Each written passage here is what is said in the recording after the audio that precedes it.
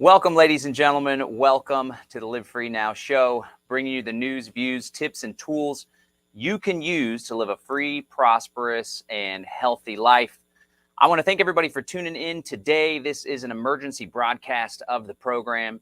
We are going to be talking about some really important stuff today, specifically how cryptocurrency can help circumvent currency controls, how cryptocurrency can help free people to support one another, to continue doing business as usual, and to ultimately subvert the authoritarian technocratic regime we see spreading rapidly all across the globe. I'm going to share a lot of material with you guys. I'm hoping that we don't lose our transmission here on Facebook. Somebody just reported that we're not streaming on Odyssey. Let me know if you guys can see us on Odyssey. I'm going to go check it out myself. Well, I'm going to take some questions from the comments as well. And the goal here is to show you guys about cryptocurrency. And there's a lot of reports coming out of Canada. There's a lot of problems coming out of Canada about people getting their cryptocurrency accounts frozen and locked out and this, that, and the other. And I want to be abundantly clear. There's certain ways to do cryptocurrency. There's certain ways to do cryptocurrency that will make it to where nobody can lock you out of your cryptocurrency account. And that really is the promise. And that's what I want to show you guys how to do today. It really has a lot to do with non-custodial wallets and privacy coins and peer-to-peer exchanges. So we're going to break all that down for you. I'm just checking real quick on the Odyssey page to make sure. I'm getting reports that Odyssey is not broadcasting. That's not Odyssey's fault. There must be an issue with the setup, but let me just check on that real quick. Thank you, everybody, for tuning in. My name's John Bush. This is my podcast, Live Free Now show. I also have a company called Live Free Academy, and what we do with that company is help people to find more freedom in their lives, financial independence, monetary sovereignty, exit and build strategy. So I've been a firm believer in the philosophy of liberty for quite some time. I've been an activist for nearly 20 years, and I've been very concerned with the traditional style of tyranny that we've been facing in this world. Welcome, everybody, from Cape Town, South Africa, Vancouver, British Columbia. This will definitely be pertinent for you. But I've been concerned about tyranny in the world, whether it's taxes, burdensome regulation, the police state, the surveillance state, all the crazy stuff we have going on in the world. Okay, we are broadcasting now on Odyssey, so that's great. Been concerned about that traditional tyranny for quite some time now, nearly 20 years, like I shared. Done political activism, done protests, done rallies in the streets, even had legislation passed at the local level in the city of Austin, at the state of Texas level in the Texas legislature, which was pretty cool. But I began to feel a little disillusioned by that because we kept on fighting and pushing and working and pulling together all this money and all sorts of resources. And in reality, we weren't creating more freedom for ourselves. Rather, we were simply slowing the growth of tyranny. Now, that's the traditional tyranny that the world has faced for quite some time. It's had evolutions. It's been wrought by kings and empires, and now this fake, phony democracy nonsense. But what I'm extremely concerned about nowadays is what's known as technocracy. Let me see in the comments there, you guys, if you know what technocracy is. I'm monitoring the comments on Odyssey. I'm monitoring the comments here on YouTube. Technocracy. Tell me if you know what technocracy is, if you know what the Great Reset is. Essentially, it's rule by scientific dictatorship. It's the idea that rather than people being governed by politicians, which I object wholeheartedly as well, I believe in self-governance. I believe that we all ought to be responsible for our lives wholeheartedly and that we can work together through mutually beneficial voluntary associations.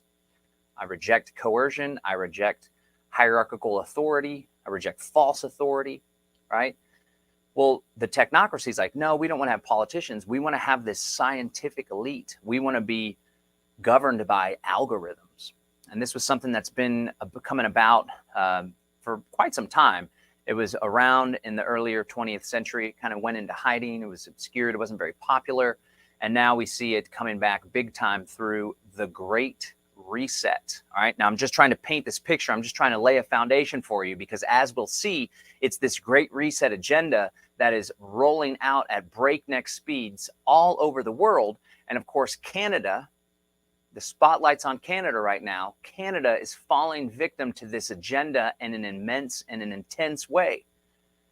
My lovely fiance is bringing me some kratom, Brave Botanicals kratom. Check it out at mybravebotanicals.com.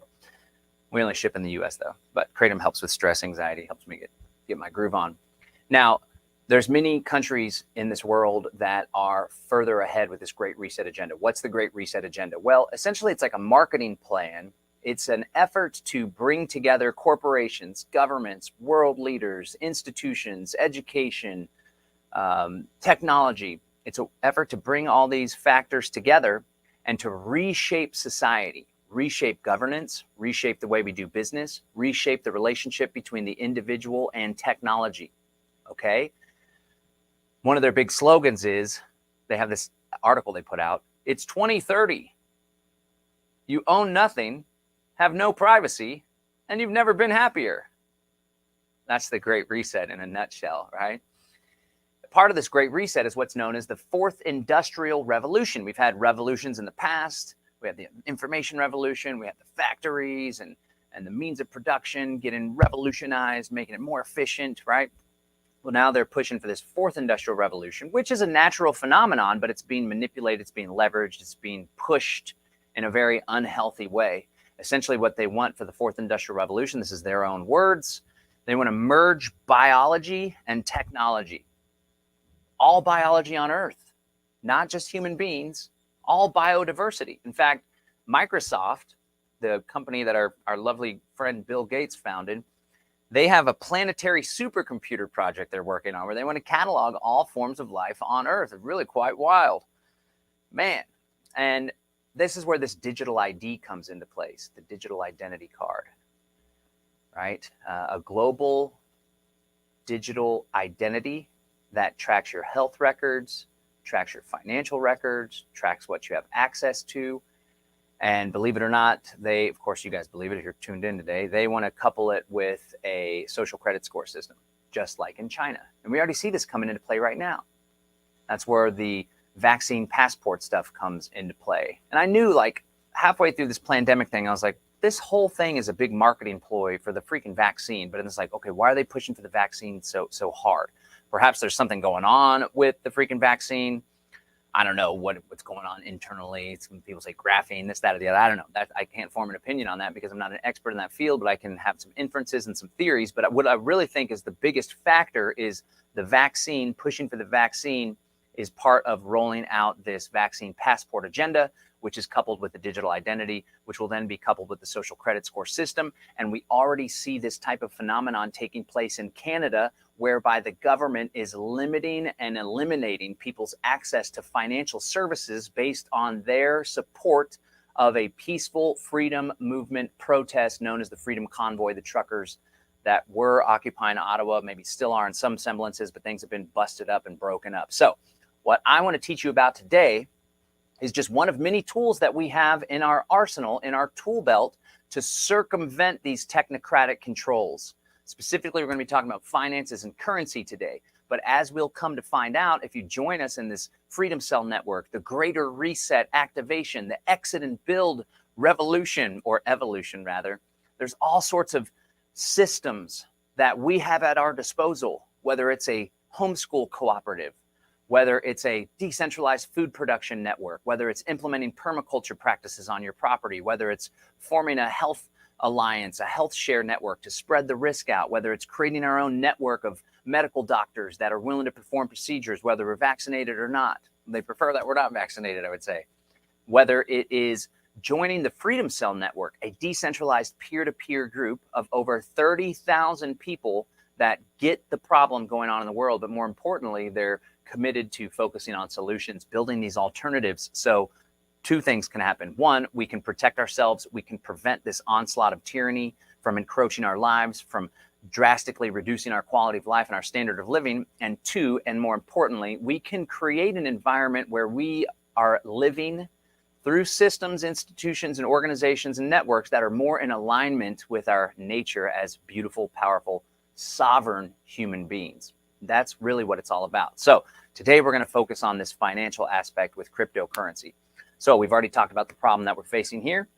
Problem in major ways is governments are shutting people out of the legacy financial institutions because they are supporting a political, peaceful protest, a movement of peaceful people, right? We should be able to contribute and support whatever movements we see are in alignment with our values, right? Okay, so we had GoFundMe. They just buckled, shut it down, millions of dollars.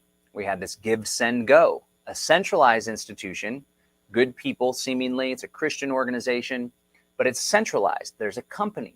And this company can be pressured. They seem to be standing up, although they have a new fundraiser for the Canadian truckers. And it says like this money will be dispersed in alignment with the Canadian law, right? So they're trying to make sure the money could at least get raised. I don't know. And then you have the Canadian government. Sure, Give, Send, Goes outside of their jurisdiction, but Canada's really cozy with the US, right? Here's another problem. Because it was this centralized institution, that was a point of weakness. It was hacked. Who knows who hacked it? It sounded like some kind of socialist Antifa language in their video they put out. But either way, the list of all the people that donated to Give, Send, Go to support the trucker movement was leaked. And now we're hearing news stories of single mothers having their accounts and their assets frozen. All these truckers are putting their posterity and their life and their freedom on the line, and they're getting shut out of the banking institution. There's a better way, and I'm going to teach it to you. Now, cryptocurrency. What is cryptocurrency? A great way to explain it, so I want to share also, I put together a 4-hour webinar called Build Wealth Opt-Out. I break all the stuff down. We're going to try to wrap up within about an hour today on today's broadcast. But I spent 4 hours with people. There's a bunch of people tuned in. It was really some groundbreaking stuff. And I broke down cryptocurrency, and I broke down specifically how cryptocurrency can help you to build wealth, protect wealth, but also opt out of all this technocratic nonsense. You can sign up and register at buildwealthoptout.com. That's buildwealthoptout.com. If you're excited about what I'm sharing with you today, I hope that you'll do that and dive a little bit deeper. I also want to share that I prepared, if I'm going to share an hour with you. I'm going to teach you some stuff too, some tactics. I'm going to teach you how to set up a non-custodial wallet. I'm going to teach you how to purchase cryptocurrency privately. I'm going to teach you about mixing coins with the coin mixer that breaks it all up, because as we'll reveal, the Bitcoin blockchain is completely transparent. I'm going to break this all down for you. Don't worry. But if you want to dive deeper, if you want to implement these strategies, if you want to use cryptocurrency, if you want to get started with cryptocurrency now with the understanding that it's on any moment your government could shut you out because they don't like the things you post on Telegram or Facebook because you're supporting a freedom movement that's showed up protesting, right? I want you to have the knowledge necessary to set this stuff up now, to become comfortable with this technology. So in the event that that does happen, which is seemingly more and more likely, you are going to be comfortable purchasing crypto, sending crypto, using cryptocurrency in exchange for goods and services. So I want to invite you over to my website here. Let me pull this up. This is livefree.academy, livefree.academy. This is my site. I do courses, workshops. Here on the menu, we have Crash Course. You'll click the Crash Course. I put together this special exclusive offer. A lot of people are already taking advantage of it. I launched it after I did the webinar before. It's not going to have it up for a while because I bundled a bunch of courses together. Could easily charge like over $2,000 for this, but I'm giving it to you guys for just $197. It's over 40 hours of material, right? Now, there are some people like, well, you need to be giving this information away for free. It's like, I put a lot of work into putting this out, and a lot of people have developed a lot of value. So this is going to break down everything you need to learn about cryptocurrency, to get started with cryptocurrency. And in the Cryptocurrency for Beginners workshop, and especially in the Demystifying Crypto workshop, and also when we sit down with Ramiro Romani to talk about privacy mindset, and we talk with Lutz of Pirate Chain, a privacy currency, then we talk a lot about how to purchase cryptocurrency privately, how to acquire and send cryptocurrency privately, which is the focus for today. So I want to invite you to check that out. It's $197. It's like 40 hours worth of material. You can get the free Build Wealth Opt-Out webinar, buildwealthoptout.com, or you could get this crash course by going to my website, livefree.academy, livefree.academy. and clicking the Crash Course tab. All right, let me just explain what cryptocurrency is real quick, and then I'm going to talk more about specifically the privacy aspect of it. I'm going to share with you exactly how I'm going to share with you that the decentralized nature of cryptocurrency makes it impervious. Is that the right word? Impervious to shut down and control. It makes it's like armor. Cryptocurrency, true decentralized cryptocurrencies. If you play your cards right, which I'll teach you about today, I'll teach you in that webinar, I'll teach you especially in that crash course. If you play your cards right, you can't be locked out of your crypto wallet. You can't be stopped from sending cryptocurrency to another person. In fact, my company, mybrainbotanicals.com, we sell kratom, delta-8 THC, CBD, colloidal silver. We essentially sell natural remedies and plant medicines that the government doesn't want you to have. And because the government doesn't want you to have them, I can't accept credit cards. This is Obama-era program called Operation Choke Point. The federal government pressures the banks, which in turn pressure the credit card companies to not accept credit card payments for industries like CBD, plant medicine, adult toy stores, gun stores, right? Head shops. These are some of my favorite industries, my favorite stores, and the government's making it difficult for you to do business with me. However, I can most definitely accept cryptocurrency payments, and there's not anyone that can get in the way of me and my clients in those transactions. It's a very beautiful thing. I also accept e-check as well, but I just want to demonstrate because of the decentralized nature of cryptocurrency, nobody's able to do that, right?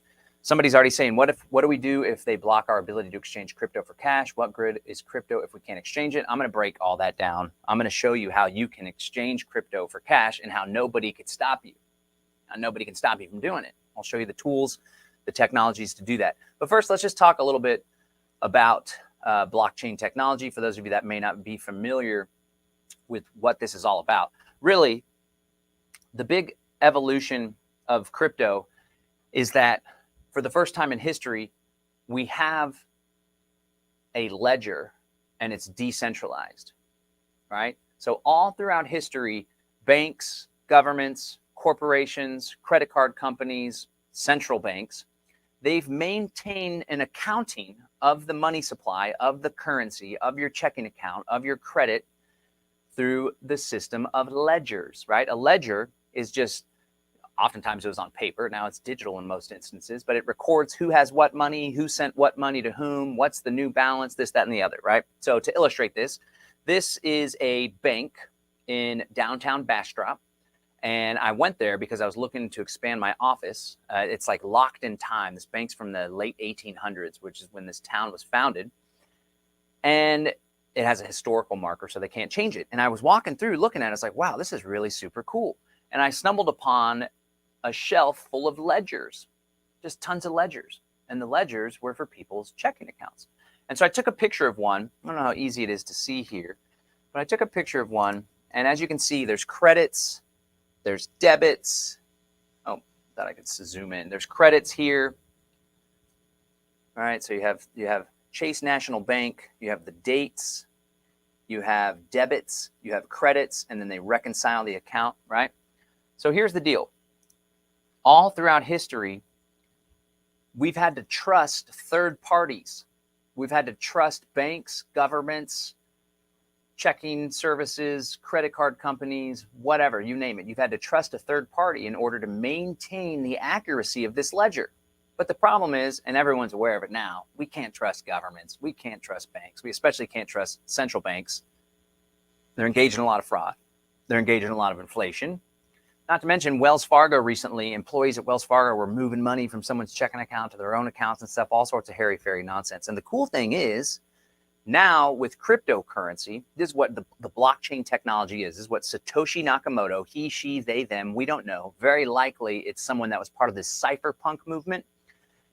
And I break this down in the Demystifying Crypto class. It was a cypherpunk movement who in the 90s, with the advent of the internet, they were trying to figure out how to create sovereign internet money, free internet money that's not governed by anybody, that you don't have to trust anyone. They kept failing. They kept coming up with shortcomings. They had the problem of double spending. It's like, if it's a digital coin or digital currency, how can we prevent someone from just replicating it?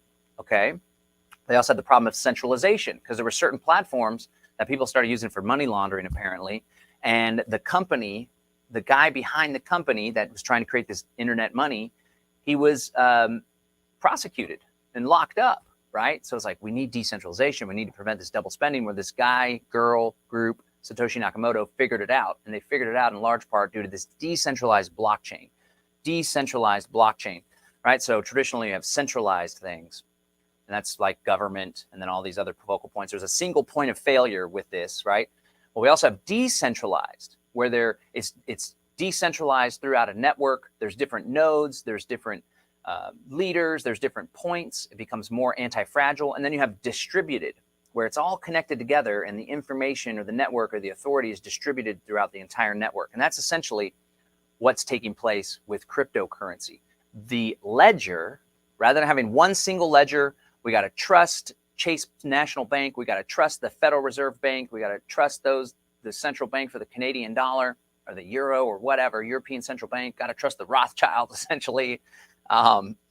You don't have to trust them anymore because the ledger is distributed on over 14,000 computer databases in the case of Bitcoin. It's that ledger, every time there's a transaction, it's updated. There's a consensus that this is accurate information because we can see back in time on the ledger of who had what, who had whom, that they legitimately sent it to this new party because they legitimately received it. That ledger is decentralized and distributed. Now, this gives us a couple benefits. Here you can see almost 15,000 nodes that are hosting the Bitcoin blockchain. Okay, these are spread out all throughout the world, which is really super groovy. Okay, now this gives us several benefits, right? The benefits are we don't have to trust a single party. The other benefit is because of the decentralized nature of this technology, right? Those nodes, those computers are hosting the blockchain all over the place. There's no central authority. There's no CEO. There's no board of directors. There's no individual human being or company, legal entity that can be pressured and coerced by the governments. And that's really some groundbreaking stuff, which means this new technology has been unleashed on the world. And now that the cat's out of the bag, there's no putting it back. Now, let me explain some of the nuances that people are experiencing, see some of the questions coming in. So let me break it all down for you. It works like this. If you hold your cryptocurrency on a non-custodial wallet or a self-custodied wallet, there's nobody that can get in the way of you and your money. Okay, so what do I mean by self-custodied, non-custodial? This is the big linchpin. Okay, this is how Canada is saying, hey, look, someone's shouting out Quartal. Where's my Cortector? I'm going to talk about decentralized internet here in a second, but this is a Cortector that's a Quartal node that'll mint Quartal, and it'll also, in the future, serve as a decentralized, oh, it's coming apart here, serve as a decentralized hub for a mesh network so we can create our own internet, because we're thinking ahead of how we can circumvent all this stuff. And of course, they can try to control the internet here and there, but we already got that all mapped out. We just need to implement it. I'm inviting you to come along on the journey because together we are strong. Together we have strength, strength in numbers, strength in numbers, strength in unity, strength in truth. We got this. Okay, so the Canadian government, all these officials are like, we're shutting down the crypto accounts and we're freezing people's cryptocurrency, la, la, la, la, la, right? And they're sending letters to cryptocurrency wallets saying, you need to shut down these people's money. They don't you know? I don't know how to do a Canadian accent. No, I'll do Minnesota. I guess it's kind of similar up there. Trying to shut down your crypto wallet. Now we're going Brooklyn like my friend Danny Panzella that's watching. Don't make me go Brooklyn on you. I'll go Brooklyn in a heartbeat. All right, anyway, the government's trying to go Brooklyn on us and trying to strong arm people, but here's our way around it. So if you purchase cryptocurrency through a centralized exchange that has a company or a corporation, right? A centralized exchange like Coinbase, for example, or crypto.com or Kraken, right? You purchase your cryptocurrency, you link up your checking account, you purchase the cryptocurrency. That cryptocurrency is held in a wallet that's tied to this exchange. That cryptocurrency is not self-custodied. The company or the institution behind the exchange has custody over those coins. Let me break it down one step further. Rebecca, are you watching? Is my lovely fiance ever watching? Because I'd love for her to bring me something. Let me just see if I can pull it up here. So cryptocurrency works like this. There's a public address and a private key, okay? A public address and a private key. Whenever you set up a cryptocurrency wallet, I'm going to show you how to set up a non-custodial self-custodied crypto wallet before we're all said and done here. But whenever you set up a crypto wallet, it generates a public address, private key combination, okay? The public address is a long string of letters and numbers, okay? It's essentially like an account number. A cryptocurrency wallet can generate an endless number of public addresses. And in fact, it's advised that you create a new public address with every single transaction that you did. I'm going to tell you why that's important in a second. But here's the deal. Each public address has a corresponding private key. Okay, let me share that again. Each public address has a corresponding private key. Whoever has access to that private key, it's an encryption key, whoever has access to that private key can unlock access to the cryptocurrency associated with the public address. When it comes to cryptocurrency, you don't truly have ownership of the cryptocurrency. The cryptocurrency is simply an entry in the decentralized distributed blockchain. It's a ledger entry, but whoever has that private key, they're the only party that has a right to access the cryptocurrency associated with that public address. I hope I'm not losing anybody here. Somebody says it stopped. What happened? I'm still rocking and rolling. I hope you guys can still see me. So, the other Rebecca's watching. Shout out to Rebecca, Red Flyer Media. His accent definitely needs work. I know. I don't have the Canadian accent down. I got the Texan accent down. I can tell you what, we don't mess around when it comes to cryptocurrency here in Texas. We know it's really important to have our non-custodial wallets here. Whoever has access to that private key can unlock and send the cryptocurrency from the public address. Now, here's the problem with these exchanges like Coinbase or many of these wallets. Like if you purchase cryptocurrency with PayPal, right, or Venmo or Cash App, you don't have access to the private key. The company has access to the private key. Coinbase has access to the private key. The Canadian exchanges that are highly regulated have access to the private key. So this presents a point of weakness, a point of failure, okay? If you don't have access to the private key and some company does, the government, Canada, US, whatever, they can come and pressure this company and say, you are doing business with a known terrorist, you're doing business with someone in violation of the Emergencies Act, and we are going to coerce and pressure you into seizing, freezing, turning over those funds because the company has custody of the currency. You don't. That's the big challenge. That's why it's so critical that you hold your cryptocurrency in what's known as a non-custodial or self-custodied cryptocurrency wallet. That's the key phrase. Self-custodied or non-custodial. I prefer non-custodial. Of course, what this means is who's the custodian of your funds. You purchase cryptocurrency with Coinbase or some Canadian exchange, and you hold it there, they're the custodian of your funds. So here's the thing to do. Download and set up a non-custodial wallet. Let me show you my favorite one. And this is the one that I teach you how to set up in my course. It is called Coinomi. Okay, let's pull this up here for you. So here's how you do it. You go to coinomi.com. Coinomi is a non-custodial cryptocurrency wallet that is capable of holding, sending, and transacting multiple different cryptocurrencies, whether it's Bitcoin, Ethereum, or Monero. We're going to talk about privacy coins here in just a moment. So here's what I want to invite you to do. I've already done this on this computer, so I can't go through the exact steps, but I know the steps like the back of my hand. So you come over to Coinomi. Make sure you go to the actual website, coinomi.com. I'm going to be honest. The cryptocurrency space, it's not as much of the Wild West as it was back in the day. I've been involved in the cryptocurrency space since like 2012. 2013, I became a strong advocate and dedicated considerable amount of my time promoting cryptocurrency as an activist, as an anarchist, as a small L libertarian, because I see the liberating nature of it. It wasn't something, let's get rich. In fact, a lot of cryptocurrency came in my hands back when Bitcoin was like $200 and $600, but it was spent growing the ecosystem, traveling the country using cryptocurrency only, trying to put this amazing technology on the map. Somebody's asking about Ledger Nano. It's great. I'm going to ask you guys to hold your questions. I'm going to take all your questions. I'll try to hit them in rapid fire. But yes, Ledger Nano is a hardware device. It's a physical hardware wallet. The private keys I talked about earlier are stored on the physical device. They never touch the computer or the internet. And it most definitely is a non-custodial, aka self-custodial wallet. Exodus is a non-custodial wallet as well. These are great choices you guys are sharing. But hold your questions and I'll hit them rapid fire. Okay, so this is Coinomi. It'll service all sorts of different coins. Make sure you go to coinomi.com, come over here to download. You can also download this on your smartphone, Android or Apple device. You can get it through the Play Store or the App Store, or you can just the same go over here to coinomi.com. In fact, it might behoove you to go to coinomi.com and download the APK file directly from the website. All right, so you just come on over here, click download. I already have it downloaded, so let me see if I could open this up.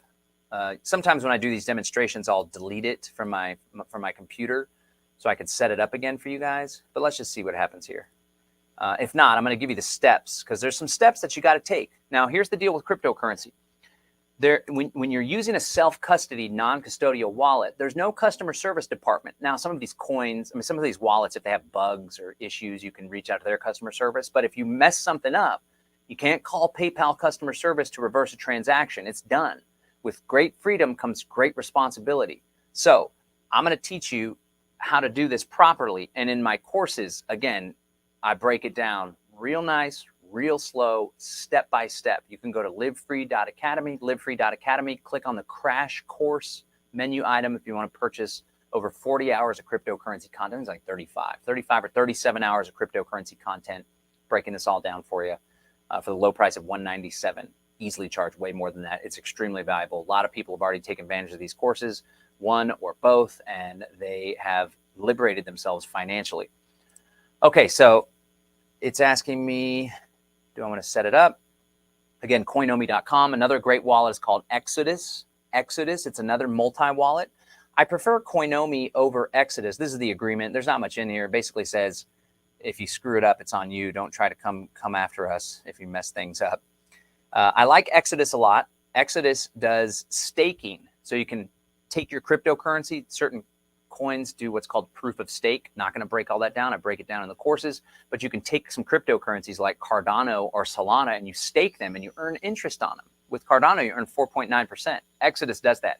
But like I said, I prefer to teach people about Coinomi because I find it to be a little simpler, easier to use. Okay, so I have a Windows computer. That's the irony there. We're all against Bill Gates, but we use his software. A lot of us do, unless you're on Linux, unless you're a gangsta on Linux. Okay, so I already set this wallet up, which is why it just pops up. If I haven't set this wallet up, it would immediately when I bring it on, and I'm telling you this because I want you guys to do this too, okay? You go to coinomi.com, you download the wallet. The first screen you see says, would you like to create a new wallet or would you like to restore an old wallet from a backup? Okay. So presumably you're creating a new wallet. You click yes, create new wallet. And the very first thing it prompts you to do is write down a 24-word seed phrase, okay? This is how we back up our cryptocurrency. This is how we back up our wallet, this seed phrase. In reality, what that seed phrase is, it's 24 different words. What the seed phrase is a version of a master private key. Remember I told you about the private key public address combination? Well, when you create a new wallet, it generates a master private key that's really long with a lot of numbers and letters. And this master private key then uses a hash function. You don't have to know exactly what that means, but it uses a mathematical function and it pops out all these other private keys. Boop, boop, boop, boop, boop. And then those private keys go through a function and pop out the public addresses. This is how it works. But essentially that master private key is where the rubber meets the road.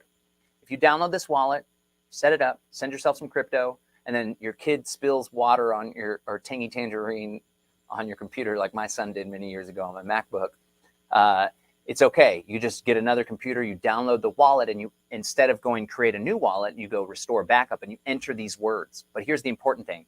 You have to write these words down on a piece of paper. Don't write them on your computer. Don't write them on your smartphone because that's another point of failure. The name of the game, I've been in this space for almost 20 years and I've made almost every mistake that you can make, which is why I want to impart this knowledge and wisdom upon you so you can avoid the costly mistakes that I made in the past. So the thing to do is to write down this seed phrase on a piece of paper, put that piece of paper in a plastic bag because I've had moisture wipe out some seed phrases that were written in blue pen Okay, so you write it down, put it in a plastic bag. Ideally, you store it. If you start stacking serious crypto, you store it in a fireproof, waterproof safe. This seed phrase is the master private key. It's where the rubber meets the road. If anyone else gains access to the seed phrase, they can then take your cryptocurrency from you, which is why it's extremely important that you put this somewhere safe. To break it down a little bit further, you could take cryptocurrency. People donate cryptocurrency to your freedom movement. Send it to the wallet. You're not going to spend it now. You're saving it for maybe legal defense fund or whatever. Send it to the wallet, Coinomi wallet. Write down that seed phrase. Hide the seed phrase. The government can't find the seed phrase. It's hidden somewhere, or better yet, commit the seed phrase to memory. Then they can't do a damn thing. That's the beauty of cryptocurrency, right? There's all these old gold bugs and old survival prepper folks, and it's like, yeah, I get it. Gold and silver are great things to invest in as well, and they're great things to use outside the system. But gold and silver can be confiscated because it's a physical asset. So if the government discovers that you've been, plus it's not practical for the purposes we're talking about. You're not going to mail a gold bar to the Canadian freedom movement. That could be intercepted, it could be stolen by the postal workers, whatever. But let's say it's discovered that you're housing all this precious metals for the freedom movement. They could break into your house and just take it. They could crack the safe and take it, right?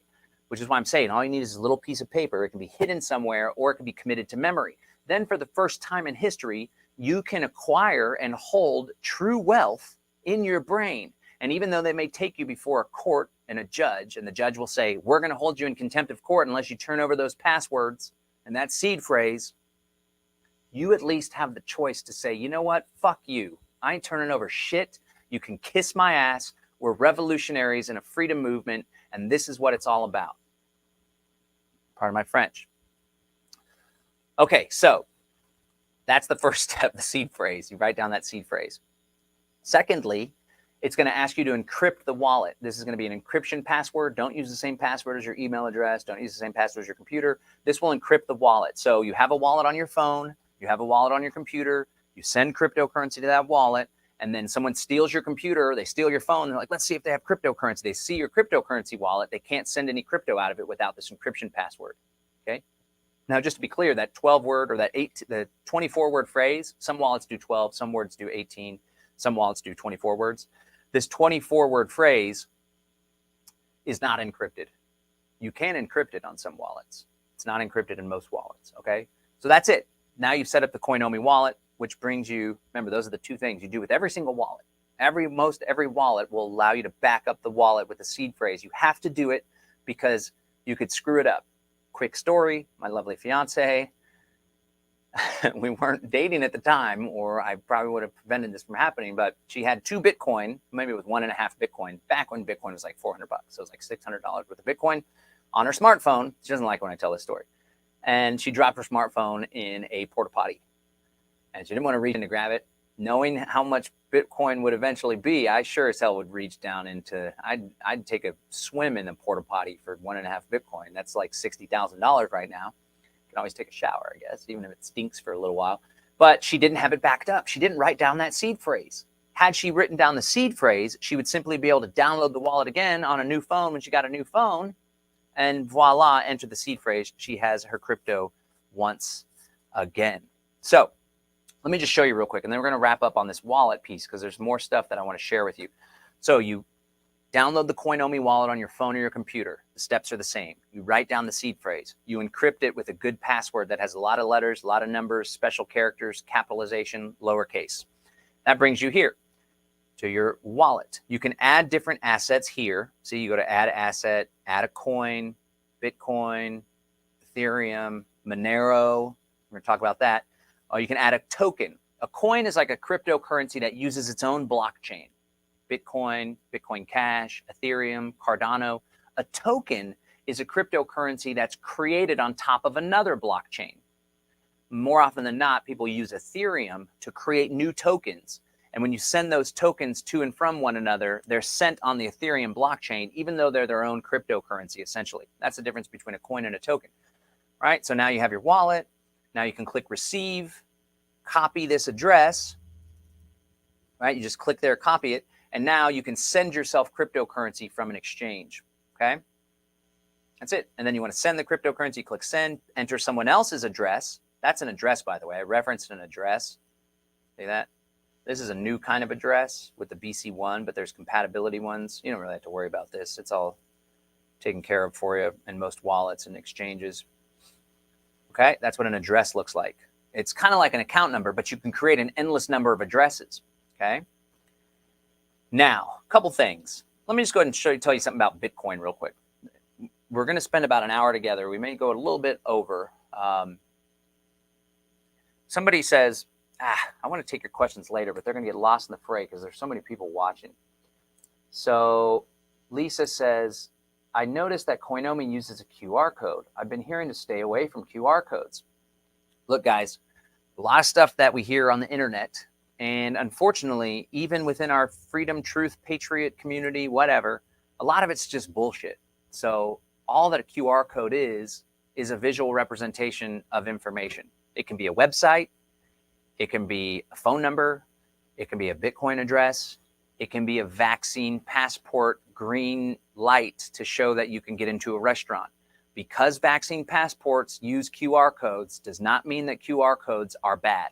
Just the same, because some technocrats are using blockchain technology for nefarious purposes does not mean all blockchain bad. Just the same, because a firearm can be used to coerce peaceful protesters into exiting the street and the demonstrations does not mean firearms are bad, because they can also be used to protect and defend our property and our persons.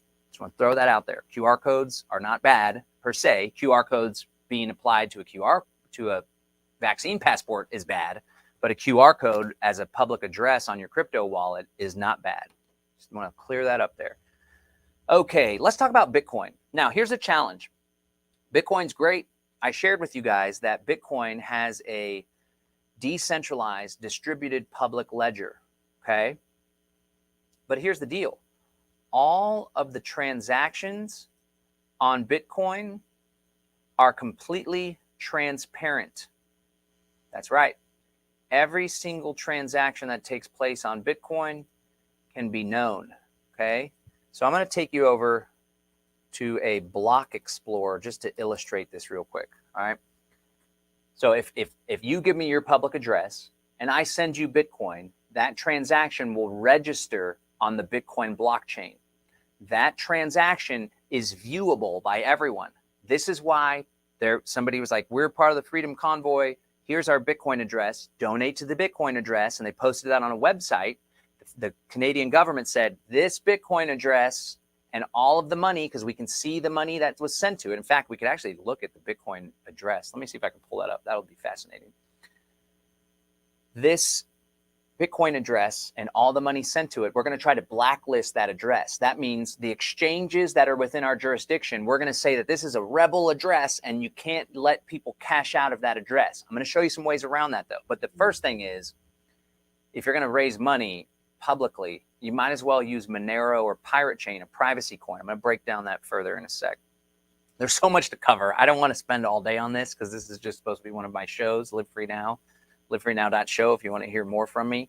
But again, if you want to buy that course, it's a lot of content.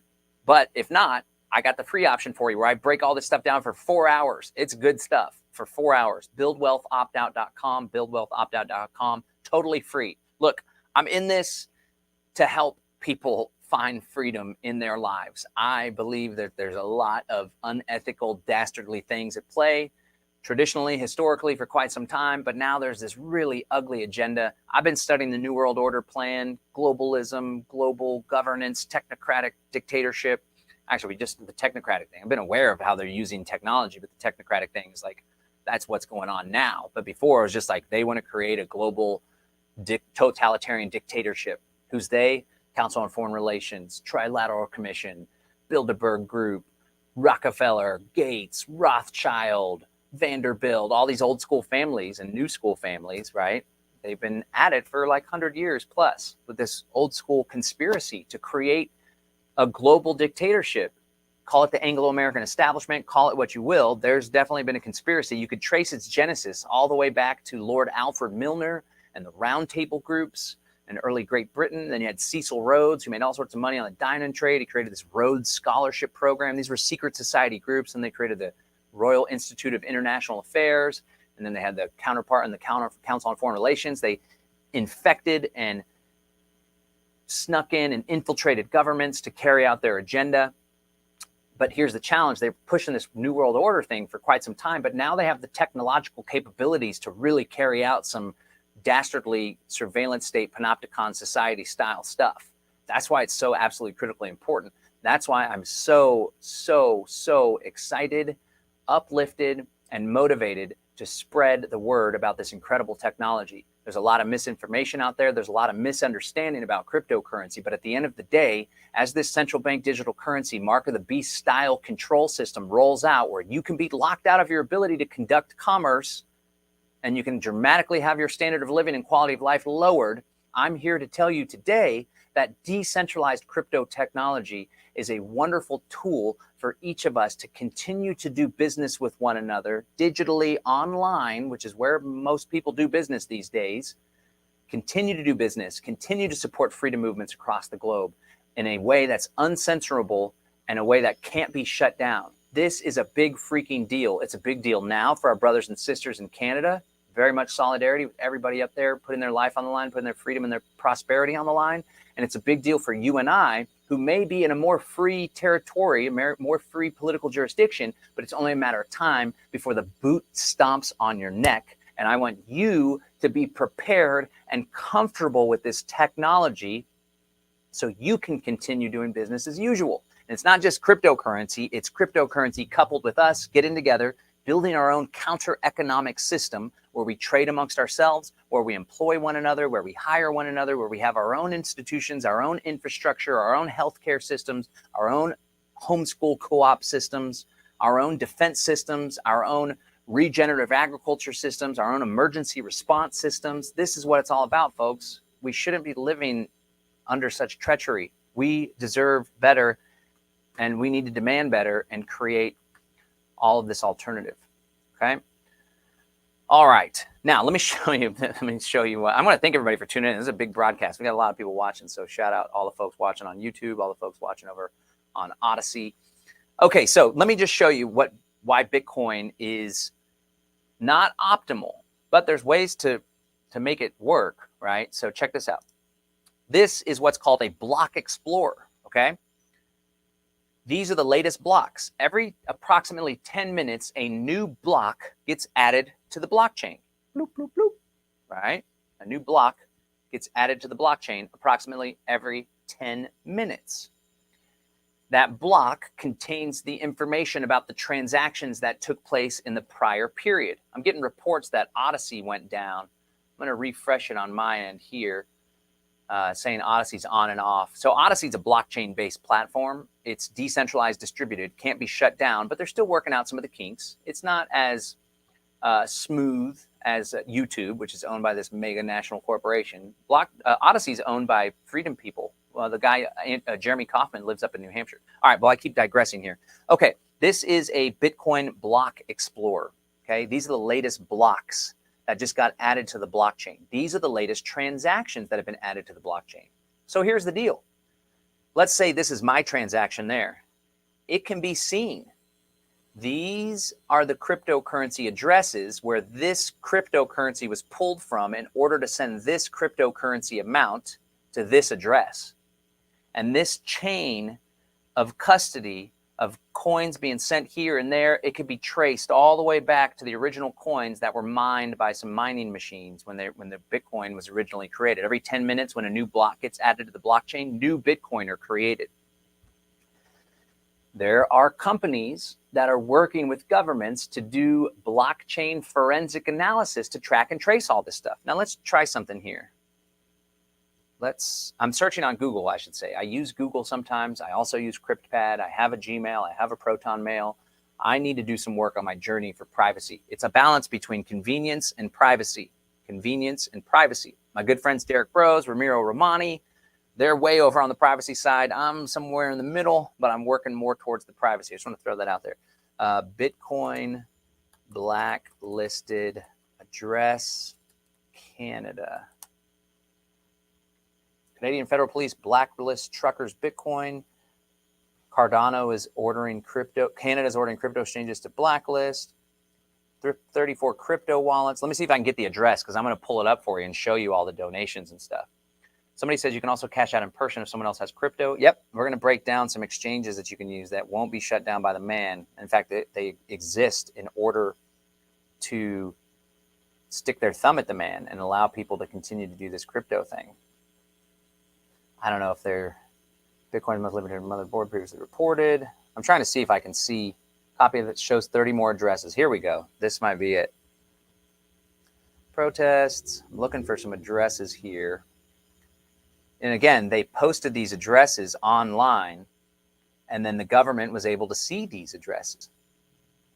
And the government was able to, quote unquote, blacklist these addresses. All right, we're not going to be able to find it, but essentially it would look like this. It would be like, here's an address, bloop, and then this only has one transaction, you see. Let's try to find an address that has multiple transactions. How about this one? This address has 68 transactions. 0.154 Bitcoin has gone through this address. And now the final balance is zero. So the money comes in, money comes out. Here's all the transactions. There was one on February 2022. There's another one. There's one on February 19th, one on February 16th. So there's constant money. So that's my point. When you use Bitcoin, the cryptocurrency exchange, the cryptocurrency transactions can be known. Now let's see. Where do we want to take this? Where do we want to take this? Okay, so there's some ways around this, okay? Let me just break this down for you. All right. There's something called coin mixing. And there's a wallet called Samurai Wallet. Let me just pull up my notes here. I did a whole privacy section in the Demystifying Crypto workshop. Again, that's part of the crash course that I shared with you guys. You can go to livefree.academy. But I break down how you can do private transactions, and there's something called coin mixing, which essentially mixes up all the transactions so you can't see them, right? That's essentially what it is. There's a wallet that does that automatically if you want, called Samurai Wallet. Okay, Samurai Wallet. Let's just pull that up. Samurai Wallet. And then coin mixing. I'm trying to find some visual representations to make things a little bit easier for you guys to tell. All right, here we go. General concept. This is one type of transaction mixer. There's a bunch of different ones, right? So essentially, check this out. This picture here. This is a coin mixer. There's a technology called CoinJoin that someone invented, right? And so remember, the transactions, you can see them, right? So here's a transaction. Here's who sent it. These addresses, it's all, you pull a bunch of different inputs. So a bunch of little pieces of Bitcoin, and then it goes to this address. That can be seen. Well, there's technology called CoinJoin. And essentially it works like this. This guy is trying to send the crypto to this guy. Well, instead of sending it directly to this guy, he sends it along with a bunch of other transactions, and they all get mixed together, jumbled together through a technology called CoinJoin or coin mixing, and then they end up on the other side. Therefore, their transaction history is obscured and traced. It's called obfuscation. Obfuscation is the word of the day, ladies and gentlemen. Okay? It makes it more difficult to follow the transaction history. So here's something that you could do, all right? If somebody's watching and they're in control of one of those blacklisted addresses, I hope that they had a non-custodial wallet. They have this public address, and the government's like, wait a second, look at you. We know that you have the cryptocurrency. Well, if they have the private key, no one else can get that cryptocurrency from them, but it creates a challenge. What are they going to do with that cryptocurrency if it's quote unquote blacklisted, where you could take that cryptocurrency that's associated with this address, you could send it through a coin mixer using CoinJoin technology. It'll mix it all up, and then on the other end, it'll be very difficult to tell where that cryptocurrency went. Now, this technology is great and good, but it's not perfect because some sophisticated forensic analysis can break down and follow that history back. It's not perfect, but it does represent one more step in our financial sovereignty and maintaining our privacy, especially when we're going up against the evil empire. Here's another step. Instead of using Bitcoin, look, so people are asking, can't the Canadian government just shut down Exodus overall as a platform? No, they can't, because it's not illegal to host a Bitcoin wallet. And in fact, there was a wallet called Nunchuck. Maybe you guys saw this. Nunchuck wallet response to Canada. Check this out. There was a cryptocurrency wallet, non-custodial wallet called Nunchuck. And this wallet was asked by the Canadian government to freeze people's funds. Okay, and here's what they responded with. Dear Ontario Superior Court of Justice, Nunchuck is a self-custodial, collaborative multi-signature Bitcoin wallet. We are a software provider, not a custodial financial intermediary. Our software is free to use. It allows people to eliminate single points of failure and store Bitcoin in the safest way possible while preserving privacy. We do not hold any keys. That's the private key I told you about. Therefore, we cannot freeze our users' assets. We cannot prevent them from being moved. We do not have knowledge of the existence, nature, value, and location of our users' assets. This is by design.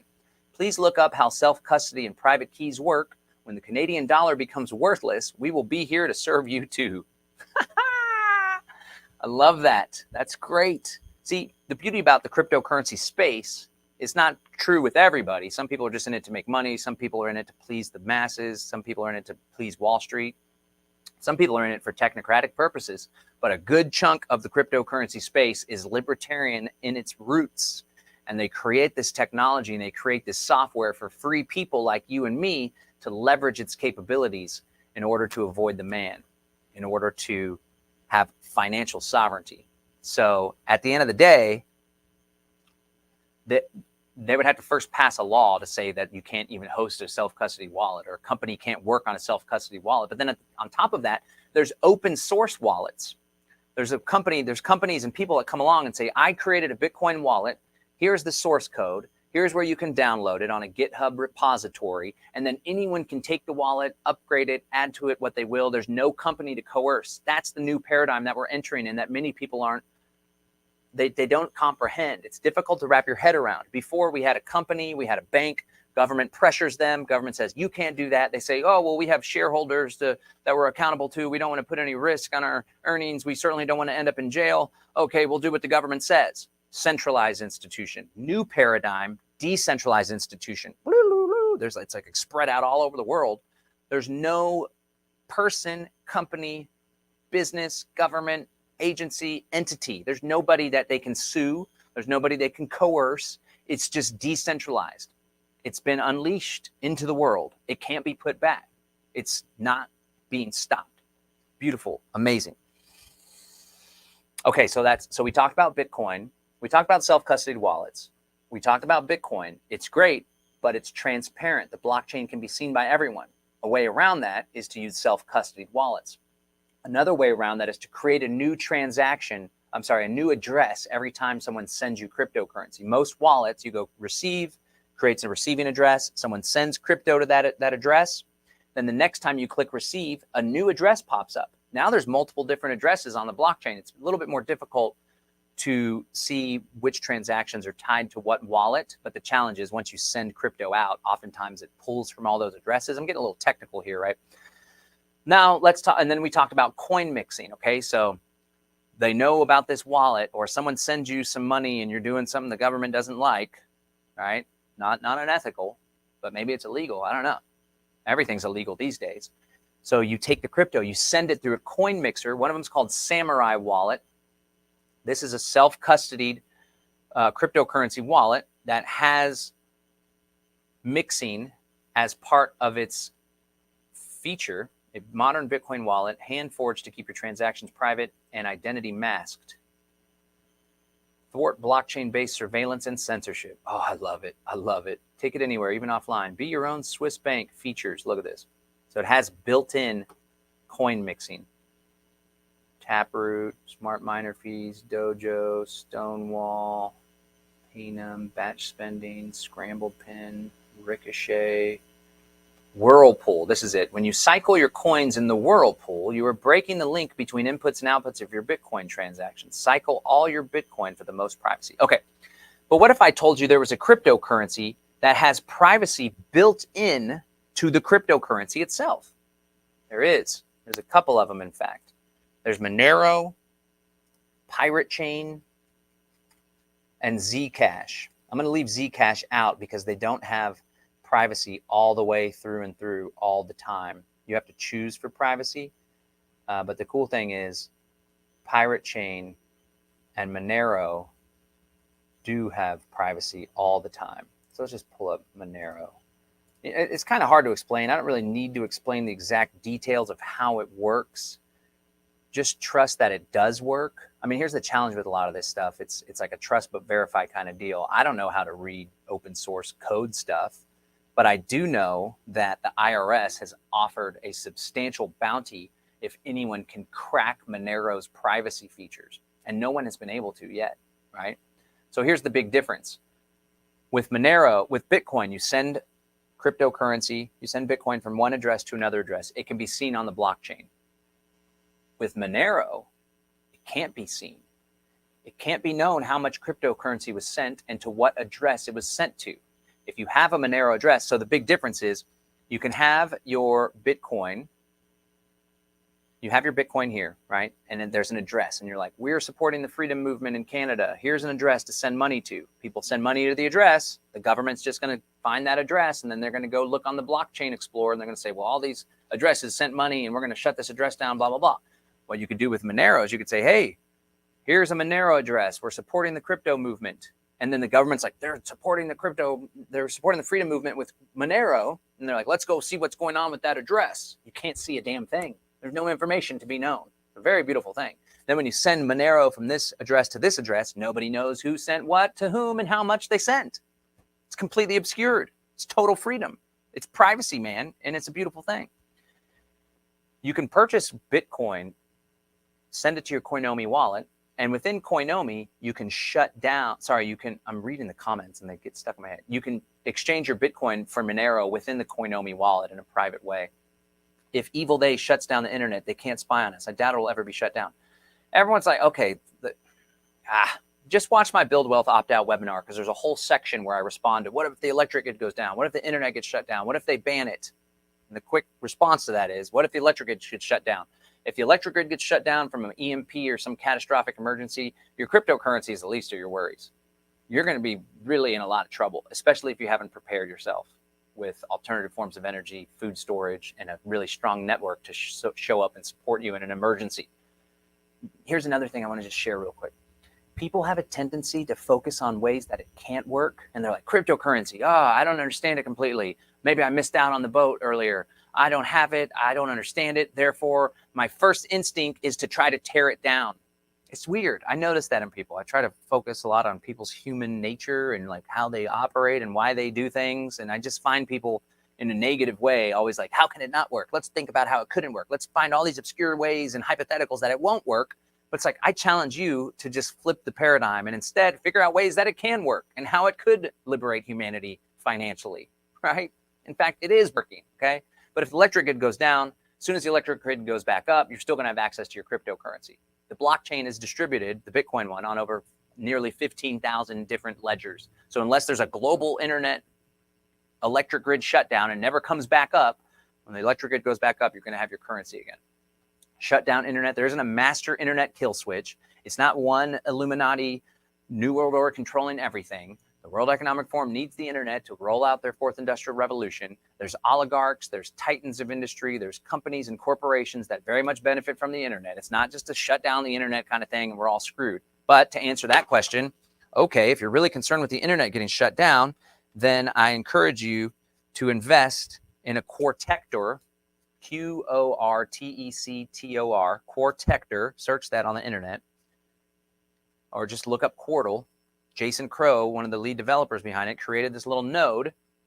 And while it doesn't do it yet, in the future, this little node, it's a Raspberry Pi with a hard drive. This will be a one node in a decentralized internet mesh network, right? So everybody that's like, they're going to shut down the internet, therefore cryptocurrency can't work. If you're really that concerned with the internet getting shut down, then why don't you do something about it, my friend? That's the paradigm that we've entered into. Roll with me and my crew, the Freedom Cell Network, Greater Reset Activation crew, Exit and Build crew, the Get Shit Done crew.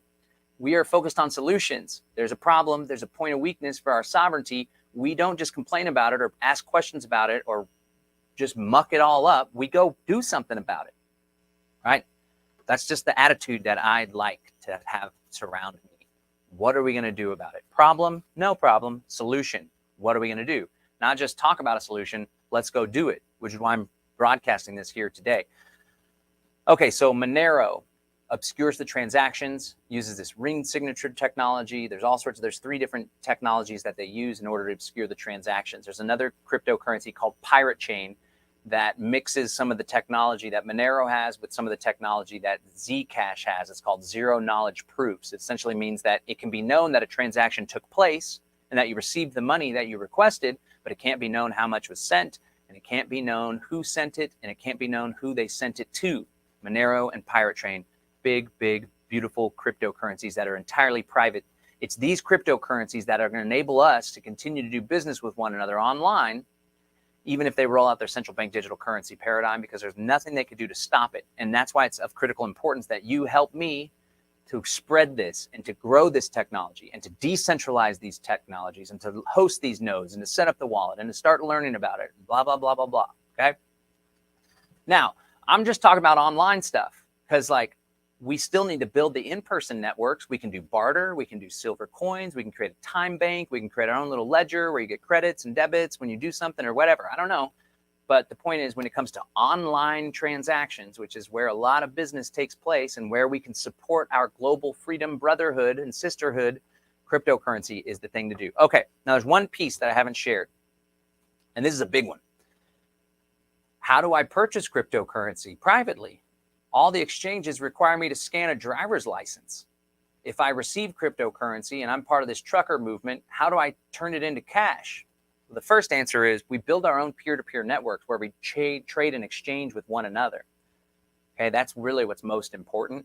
A lot of people are doing that in the Freedom Cell network, freedomcells.org, freedomcells.org. Where are my Freedom Cell people at in the chat? Let me hear you light up the chat on Odyssey and light up the chat in YouTube if you're part of the Freedom Cell network, because now someone said Mike Adams says the power will be shut down for months before the midterm elections. Mike Adams says a lot of things. I got mad respect for the guy, but I tell you what, he says a lot of sensationalist, bogus headlines, and he's been wrong about a lot in the past. So don't believe everything you see on the internet, especially if it's like Mike Adams says they're gonna most definitely do this. It's like, how the F do you know? I trust people more when they're like, because of this and because of this, I think it's possible that they'll shut down the internet before the midterm elections. Not, they're going to shut down the internet before the midterm elections. I have a crystal ball. Naturalnews.com. Anyway, all right, here's the last piece. Well, there's a bunch of pieces, but again, I do a 4-hour thing, buildwealthoptout.com, totally free. Buildwealthoptout.com, 4 hours with me spewing knowledge like this with the presentation. It's nice and flowy. And then I go to questions. A lot of great questions got answered verbally. Buildwealthoptout.com, totally free. Or you can purchase the 2 courses that I've done, Crypto for Beginners and Demystifying Crypto, super comprehensive, super in-depth. The beginners one is oriented towards the beginners, hence the name. I also throw in a thing I did with Pirate Chain, Lutz. He's one of the captains from Pirate Chain. We break down exactly how to purchase Pirate Chain, how to purchase from dollars, turn it into crypto, use the crypto to purchase Pirate Chain, and then put it in a non-custodial Pirate Chain wallet. But now I'm going to show you couple more tricks. These are really critical ones, okay? 2 super groovy websites that are peer-to-peer exchanges that I've helped some of my clients with. And this, my friends, is how you onboard into the cryptocurrency ecosystem without having to use an exchange that requires a scan of your driver's license, passport, or government ID in order to do business. That's the big thing. If you use Coinbase, Crypto.com, these centralized exchanges, the financial institutions and the Department of Treasury in the US, for example, they require these custodial companies to scan a driver's license and comply with the Bank Secrecy Act and do what's called a KYC, know your customer check. And that's where a lot of people get their cryptocurrency. But if you put your ID in and then you purchase crypto, this ID is tied to that crypto address. And then as we discovered with Bitcoin and most other cryptocurrencies, that transaction can be traced to this wallet and this address and this, that, and the other. But that's why we go to localcryptos.com. Localcryptos.com. Let me drop that here. Localcryptos.com. And I'm also going to drop localmonero.com. Can somebody drop that there in the Odyssey chat? Localcryptos.com and localmonero.co. localmonero.co. These are non-custodial peer-to-peer exchanges. Okay, here's how it works. Come on here, you create an account. You can use a fake email address if you want. In fact, it may not even ask for email address. I think it asks for an email address. You can use a fake email address, start a new email account at Proton Mail or whatever for free. Here's how it works. Let's say that you're in Canada. Okay, here we are in Canada. Here's how we can buy Bitcoin. What else can we buy? Bitcoin Cash, Dash, Ethereum. Remember, these are all transparent. So there's different ways to buy them. Okay, now I want to tell you something. There's a cost of doing this privately. Some of these people are skirting this, that, or the other, and they're charging you 5, 10, sometimes 15%, sometimes 20%. That's why I think it's most important that we establish these networks of trust amongst ourselves. But this option is still here on the table. Ready? Oh, there's one more thing earlier. Someone's like, well, how do we turn it into cash? The most important thing that we can do, and this is where we ought to be going, is create an environment where you receive the crypto in Canada and you don't have to exchange it for Canadian dollars, because the fuel store, the gas station, the grocery store, the supply store, your employees or whatever, they all accept cryptocurrency in exchange for goods or services, and we create a closed circuit loop. That's where this needs to head. That's the type of thinking we need to adopt. We just circumvent the fiat currency manipulated bullshit altogether by creating a counter-economic institution of decentralized cryptocurrency exchange. Okay? But if you need the money, if you need the cash, here's how you do it. There's all sorts of different ways you can pay. This is Interact e-transfer. You can send it via Western Union, MoneyGram. This person will meet you in person. Here's the things to be aware. 2 things. 3 things. What type of money transfer? Skrill is like an online payment thing. PayPal. Be careful though. And here's the things too. Like, how much are they charging? Okay, so the Canadian dollars, 50,907. How much is Bitcoin in Canadian dollars? So we'll see how much the markup is. 47,902. That's actually not that much higher.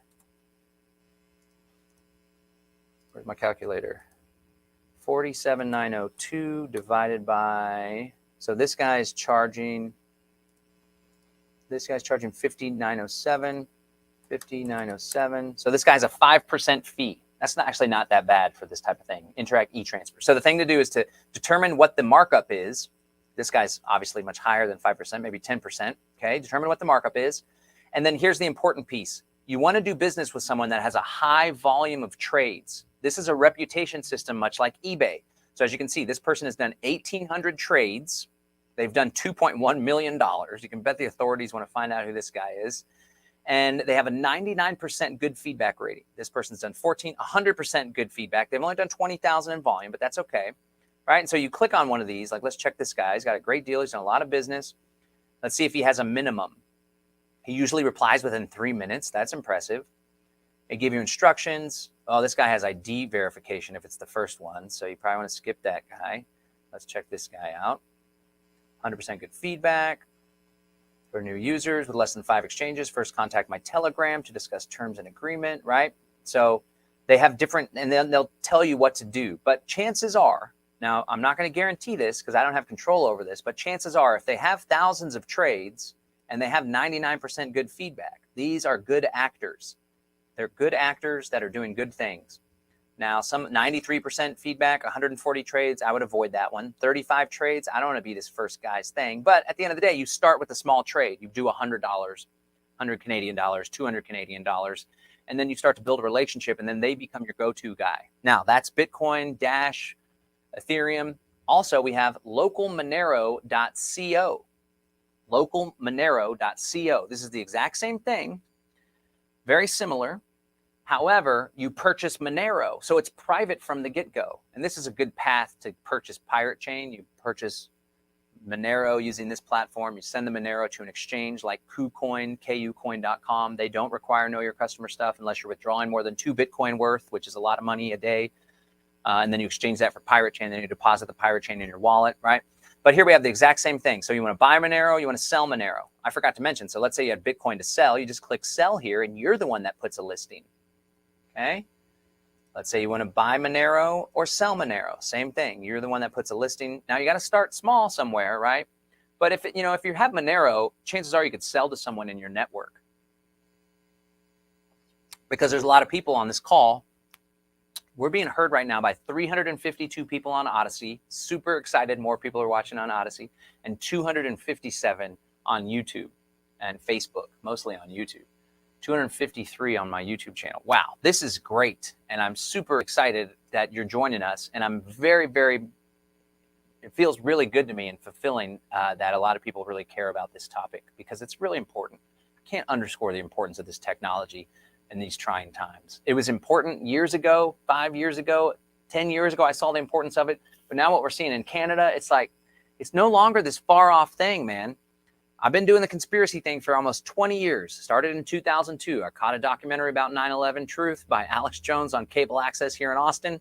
Not a huge fan of Alex these days, but he's done some good stuff with the COVID stuff, but he kind of went a little right wing for me. I'm an anarchist through and through. I don't support nation states. I don't have a reverence for constitutions. I think that it's all bullshit. And I think that we ought to self-govern and form decentralized networks with one another. But it was always this far off thing. Like, they're building a new world order. They have goals to create this surveillance society where we're all tracked and traced. It's going to happen in the future. We got to stop it. And now it's like COVID happened. It's like, whoa, here it is right in our faces. So all this stuff that a bunch of us have been talking about decentralization and building alternatives and opting out and cryptocurrency, it's more important now than ever, right? So I hope you guys take this seriously. Now, let me just break this down one more time. Local Monero works about the same way. And then I'm going to take your questions. I'm going to wrap up. I've already gone over time, but I appreciate you guys joining me here. So this is localmonero.co. It works much the same. You look at the number of trades. This guy, so this is kind of tied with the local Bitcoin service, but this guy's done 1,942 trades on this platform. He has a 99% rating. Cash by mail. Gotta be careful if you're doing this, right? Oh, let's see. United States. Let's see if they have Canada on here. Look at all these countries you can do business in. Wow. This is global, man. All right, so we're going to search Canada. Canadian dollars. We're going to buy Monero. This is Monero, different coin. You can use Coinomi for your Monero wallet. Okay. There we go. So this guy's got 5,600 trades, 100% rating. Cryptocurrency. These are cryptocurrency trades. This guy will do PayPal, Western Union, a lot of trades, good rating. That's basically it. Revolut. It's pretty self-explanatory. There's a okay. So here's some. Both of these services have their own wallet built in. Okay. These are non-custodial wallets, I should say. So that's cool. So, but I wouldn't hold it in this wallet. I think there's a little more room for error. I don't think you can access the private key, actually. Maybe the company doesn't have the private key, but you're going to buy your cryptocurrency through these platforms, and then you're going to take the cryptocurrency and you're going to send it to the Coinomi wallet or an Exodus wallet or another non-custodial true wallet, not an exchange wallet, even if it's non-custodial, what they say so, but a true decentralized non-custodial wallet like Coinomi. Okay? Now, I'm going to recap real quick everything that I've shared today. I think I hit all the bases I want to cover. Then I'm going to go to your rapid fire questions. Go ahead and start asking your questions in all caps. Ask questions in all caps, and I'll answer them real quickly. Okay, so today we talked about what's taking place in Canada. We talked about a growing technocratic dictatorship that's being implemented in large part through the World Economic Forum's Great Reset. And of course, we know that the Canadian government has been subverted. Most Western democracies have been subverted by the World Economic Forum and other shadowy institutions. World Economic Forum is loud and proud out in public, but you got the Council on Foreign Relations, Bilderbergs, all these people are going for the same goals: totalitarian dictatorship on a global scale, with surveillance society, panopticon, along with it, global identity, digital identity, vaccine passport, social credit score, you name it. We see this coming full force in Canada. People are standing up, Canadian patriots, freedom fighters, liberty people. And now the Canadian government instituted the Emergencies Act, Justin Trudeau, and they are preventing people from accessing their money. They're shutting down people's centralized bank accounts, and they're trying to freeze crypto assets. But in most cases, actually in many cases, people were using it in custodied wallets where they don't have the private key. And it can be frozen. Somebody can be coerced. But in many cases, it was in a self-custodied, non-custodial wallet where only you have access to the private key. Therefore, no one can take it from you. They can try to coerce you and threaten you, but ultimately, you as a sovereign human being at least get to make the choice of whether or not you're going to face the consequences or you're going to comply. That's a beautiful thing that we haven't had in the past, man. It's really good stuff. Before, it's like, I got this physical wealth. It's my gold bar. I'm going to hold it. I'm going to hide it from you or bury it in the back, but it can be found and it can be taken. Now it's like, I memorized my private key and my encryption password, and you're not going to do a damn thing about it. So suck it. Sorry. I try to be nice and professional and mature. So pardon that last comment. Just getting a little excited here. Then we talked about how to set up a non-custodial self-custodied wallet like Coinomi.com. Coinomi.com, Exodus. Trust Wallet is also non-custodial. I see someone asking. Okay, so we set up the non-custodial wallet. The big things are write down your private seed phrase, the 12, 18, or 24 words. Write it on a piece of paper, legibly, clearly, in pen. Put it in a plastic bag. Store it somewhere safe, ideally a fireproof, waterproof safe. Right? Put the encryption password in. Write down the encryption password. Don't let anybody get access to that. Right? If you lose your wallet, if your computer gets destroyed, if you lose your phone, you can download the wallet again, input that seed phrase, and voila, you have access to all your cryptocurrency. I break that down step by step, holding your hand in both of the courses that I have as part of my crypto crash course, which you can get at livefree.academy. If someone will drop that there, livefree.academy, and then you just click on crypto crash course, livefree.academy, and click crash course, and you'll be able to take advantage of that super good deal that I got for you on that one.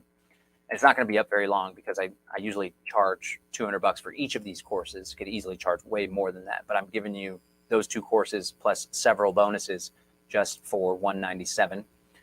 Okay, and then we talked about why Bitcoin is not a privacy coin. The blockchain is transparent, but there's things you can do like using a coin mixer. Right? Can we have a seminar on legacy issues, how to bequeath? Yeah, I can break some of that stuff down, but not on this talk. We talk about Monero and Pirate Chain. Bitcoin blockchain is transparent. The transactions can be traced, tracked, surveilled. You can use a coin mixer like Samurai Wallet to mix up the transactions with other people's. That obscures the transaction history. That's good.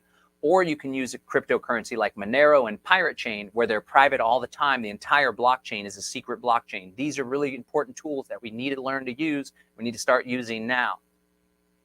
Finally, I talked about localcryptos.com and localmonero.co, two peer-to-peer exchange platforms that enable you, the user, to purchase cryptocurrency or sell cryptocurrency privately without the need for any ID, completely secret. No one's going to get in the way.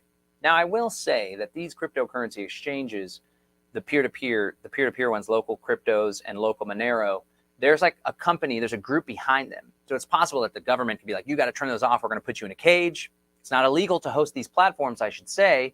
There's another one called BISC, B-I-S-Q, BISC, B-I-S-Q. That one is decentralized. There's nobody that runs it, so it can't be shut down, although it's quite a bit more complicated, I should say.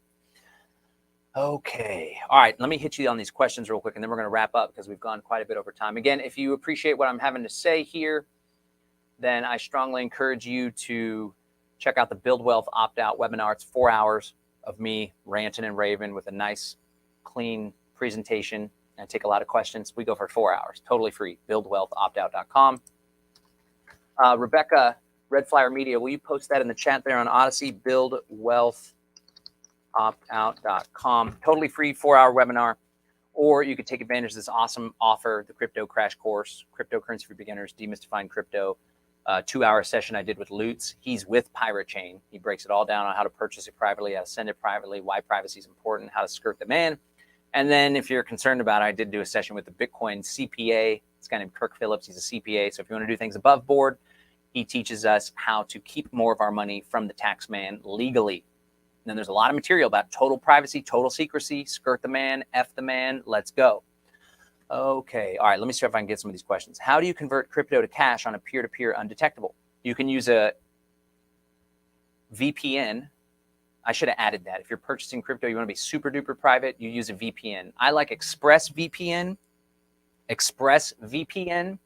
Ramiro Romani, who's one of my associates, you're going to get one of his segments as part of this here, guys.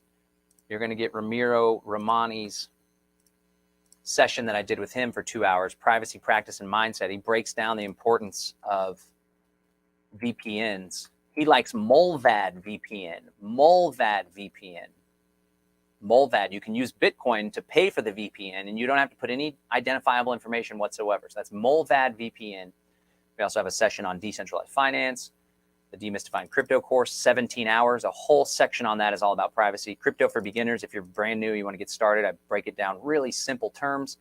Here's this Bitcoin CPA. It's a bonus, but I know you guys are more looking at this session with Lutz of Pirate Chain, how to anonymously buy R step by step. R is Pirate Chain, without the government spying on you.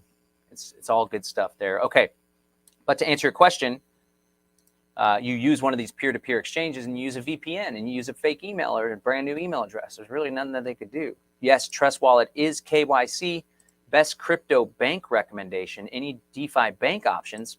I get into DeFi. We have a whole session with Matt McKibben. I also talk about it in the Build Wealth Opt-out webinar. I've personally used decentralized finance to pay for my house to get painted, to pay for the down payment on our solar system, and to pay for our new car, down payment on our new car. You take your cryptocurrency, you supply it as collateral in a decentralized finance smart contract. You can borrow against it. When you borrow against it, it's not a taxable event. It's a very beautiful thing. Then you pay it back and you get access to your crypto again. I use Compound. Compound.app. No smartphone, still somehow doable. You can do all this on a desktop computer. You do not need a smartphone. With the incentive to crack the codes, is it likely they will solve them? You know what? I don't think that they're going to solve them anytime soon. And if they develop some kind of quantum computing, Satoshi Nakamoto responded to this. What if SHA-256 algorithm gets cracked?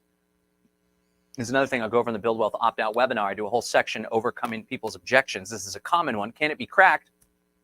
It's highly unlikely that it can be cracked because this Bitcoin mining network of computers is the most sophisticated, most powerful, decentralized supercomputer in the entire world. It's light years ahead of even other supercomputers. But if it does get cracked, then the people will recognize that it's cracked, the network, the people operating nodes and wallets, this, that, and the other, and will shift to another algorithm that hasn't been cracked. It's possible, highly unlikely. Okay, I don't understand the difference between coins and tokens. A coin is a cryptocurrency that uses its own blockchain. So you have this blockchain network, public ledger, and then you send a coin along with it. So the blockchain, there's a Bitcoin blockchain network, 15,000 computers running the blockchain ledger.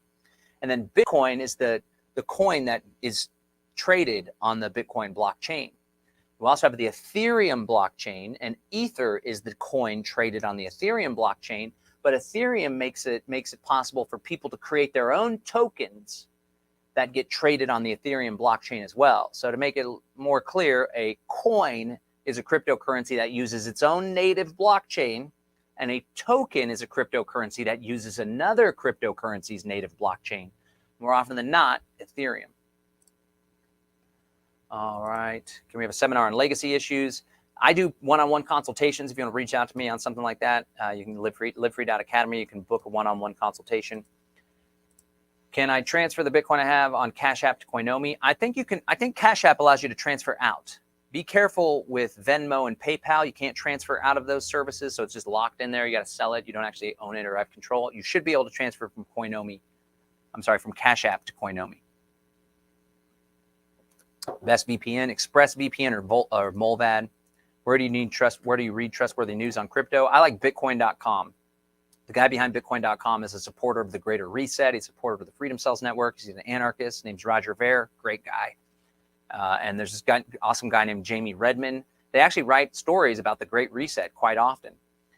Is staking safe from governments cracking down? Yeah, on a lot of this stuff is safe from governments cracking down, but the government can say it's illegal, but then it's up to you to choose whether or not you're going to obey. All right, folks, how to get the pirate. You go to localmonero.co, set up an account there, purchase Monero, take your Monero, send it to Coinomi. use Coinomi to exchange it. Oh, I'm sorry, you can't do that. Take your Monero, send it to KuCoin, set up an account on KuCoin, kucoin.com. Exchange your Monero for KuCoin. Actually, you have to go from, look at the beginning, at the end of the day, if you're new to crypto, it's slightly complicated. I break it down step by step with Lutz, but let me tell you the steps one more time. Purchase Bitcoin on localcryptos.com. This is how to do it totally privately. You want to be even more private, purchase Monero on localmonero.co. Take the Monero, send it to KuCoin. Set up an account on KuCoin, no KYC, use fake information. Take the Monero and exchange it for Bitcoin. Take the Bitcoin and exchange it for Pirate Chain. Take the Pirate Chain, send it out of KuCoin Exchange, which is centralized and you don't have custody. Send it out of KuCoin Exchange and deposit it in your Pirate Chain wallet. You can download it pirate.black. Okay? Can email addresses be tracked back? I mean, if it's your email address that you use for all sorts of stuff, then it can be tracked. So you can make a fresh new email, and that's not tied to your identity in any way. You can use a VPN when you change it. Is it true a lot of natural resources used to create crypto? There's a lot of exaggeration about this. Cryptocurrency does use a lot of electricity to generate these machines, but using electricity doesn't necessarily mean something's bad. Not to mention, a significant number of these cryptocurrency miners are using sustainable technology, whether it's solar. There's an outfit in Texas that's setting up their cryptocurrency mining operation to natural gas operations, and the off gas they're recycling in and turning it into energy. Really cool stuff. So there's this financial incentive to run these computers that verify the transactions on the network. And because that financial incentive is in place, it's then incentivizing people to be innovative in the area of renewable energy. Really super groovy. Not to mention, our ultimate goal is for Bitcoin and cryptocurrencies to circumvent and supplant fiat currencies. So if Bitcoin were to become the global reserve currency instead of the United States dollar, that would have a dramatic reduction in greenhouse gases and environmental impact, because the US dollar is a freaking oil war currency, and that's the biggest polluter of all. Okay. Ladies and gentlemen, I want to thank you so much for tuning in. This has been a very important transmission. Once this is over, the links will be available right away on YouTube and right away on Odyssey. Odyssey is a decentralized blockchain-based video platform, much like YouTube, except it's decentralized. I've had videos, like I did this interview with Sayer G. We didn't even talk about vaccines. He's one of these disinformation dozen, blah, blah, blah, BS nonsense that they put out. And the video got taken down. I've had videos about Kratom getting taken down. The government does not like Kratom. I don't know if this video will get taken down. We'll see. But it will always be up on Odyssey, so I invite you to share that one. I invite you to subscribe to my channel here on YouTube and my channel on Odyssey, guys. I publish a lot of content. Seeing how much interest in this, I'm going to publish more content. I want to invite you again, if this resonated with you, if you appreciate the way I communicate these complex topics, I invite you to participate in the Build Wealth Opt-Out webinar. I spent 4 hours with hundreds of people breaking down why cryptocurrency is the ultimate tool to build wealth. If you already built wealth in your life, congratulations. I'm a big fan of wealth and financial independence. You need to protect that money from government theft through the inflation tax. You can use cryptocurrency to protect wealth. You can use cryptocurrency to build future wealth. You can use cryptocurrency to build intergenerational wealth, which is what I'm after. But not to mention, you can use cryptocurrency as a mechanism for opting out of the coming technocratic controls that we're all facing. That's 4 hours, absolutely free, of me ranting and raving in a nice, methodical manner, because I did have a presentation to back me up instead of just freestyling it with you on here. That's buildwealthoptout.com, buildwealthoptout.com. And then finally, put together this amazing offer, amazing package of the cryptocurrency courses that I've put together in the past. I strongly encourage you guys to check this out. It is the ultimate crypto crash course. You're going to get the Cryptocurrency for Beginners workshop. That's about 15 hours. I break it down step by step, how to set up the wallet, how to purchase cryptocurrency, how to send the crypto from your exchange to your non-custodial wallet, decentralized finance, altcoins, privacy. I break down a lot of this privacy stuff. The Demystifying Crypto workshop. This is the most comprehensive workshop I've done on cryptocurrency. I get into the nitty gritty. In fact, I did this one first and people were like, oh my God, that was so much information. I'm still confused. That's why I did the Crypto for Beginners workshop after that, to really keep it simple for you guys. But this one is like, man, you want to understand the ins and outs and the inner workings of crypto and really what it's all about, including a history of money, a lot of stuff on privacy, and some strategies on how you could trade, earn crypto, stake crypto, take some crypto and turn it into more crypto. That's the Demystifying Crypto Workshop. Matt McKibben did a whole 2-hour session on decentralized finance as part of that. Ramiro Romani did a 2-hour session on privacy, computers, Linux, VPNs, you name it. Finally, I threw in a bonus. This is a Meet the Expert session. It's only available for my Live Free Academy members, but I added it as part of this. And he teaches us how to keep more of our money. If you're doing this above board, if you're going to be complying with IRS regulations, these are some tactics and strategies so you have to pay the man less of your money. And then finally, if you want to get down and dirty with the freedom cause and the privacy cause, this guy at Pirate Chain, this Lutz guy, is quite the character. He's from Brooklyn. We have a good time with him, 2 hours. He breaks it down, and we go step by step with how to purchase Pirate Chain from start to finish and have it be completely private. Like I said, this is a huge value for this stuff, $2,782. I'm just doing it for $197. It's the lowest I've offered all this stuff together because I really want to get this information out there. And I do recognize I've been in it for 10 years. I've made a lot of mistakes. I know there's a lot of ways to screw this up. So I want to put this material together for you so you can learn it. You can learn it properly. And again, right now, we have brothers and sisters in Canada that need our support. This is how we can support them. Continue to support them. They say they broke it up in Ottawa, but there's still stuff springing up in Calgary and all over Canada, right? And this isn't going away. We're going to need to support our brothers and sisters that are standing up against this technocracy. But here's the deal. Many of you are in Canada, right? If you're not in Canada or Australia or France, where this has already gone hot, chances are it's only a matter of time before these same mechanisms of control are instituted against you and your banking. Chances are it's only a matter of time before central bank digital currencies roll out and they try to control every single bit of our financial life, especially if they think we're subversives or enemies of the state, because we have the crazy idea that we deserve to live as free people. It's absolutely critical that you learn this technology now. So when the time comes, God forbid, probably is, that's what they want all across the globe, you already have an understanding and are comfortable with this technology. You've already purchased your first crypto. You've already sent your cryptocurrency transactions. You're purchasing from here or there. You set up networks with your friends. You're sending money across the country, across the state using this cryptocurrency. So we can maintain the same quality of life and standard of living. And it doesn't all of a sudden have to be we hit a wall and we're like, oh my God, they shut my bank account down. How am I going to live? Maybe I should comply. I don't want that for you guys. I want you to be able to say, I already got my network in place. Me and my crew are growing our own food. We pulled our kids out of government school long ago. We never set foot in their hospitals unless it's an absolute emergency. And even then, we're building our own alternative healthcare system. And you know what? We have our own financial counter-economic institutions built and developed. We don't need your banks. We don't need you for anything. So leave us alone.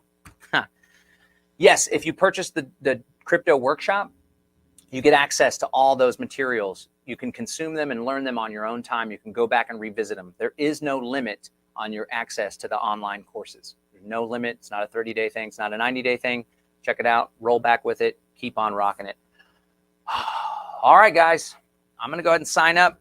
I really appreciate you guys for joining us. I'm blown away by the number of people that have tuned in to this transmission. It's absolutely important, critical times. If you appreciate what I have to say, subscribe to my YouTube channel. Subscribe to my channel on Odyssey. Check out livefree.academy. Join up, sign up for that Build Wealth opt-out webinar. You'll be added to my newsletter. We can stay in touch. I can teach you about the other stuff we got going on. We're doing this big land summit, teaching people how to move out of the city, buy land in the country. That's going to be May 13th through the 15th. I'll stay in touch with you guys about that. Peace and freedom, guys. We got this. We can turn this ship around. We can create a better world than we ever thought possible. It's up to each and every one of us to take action and manifest the world that's in alignment with our true inherent nature of free, beautiful, powerful human beings. Peace and freedom.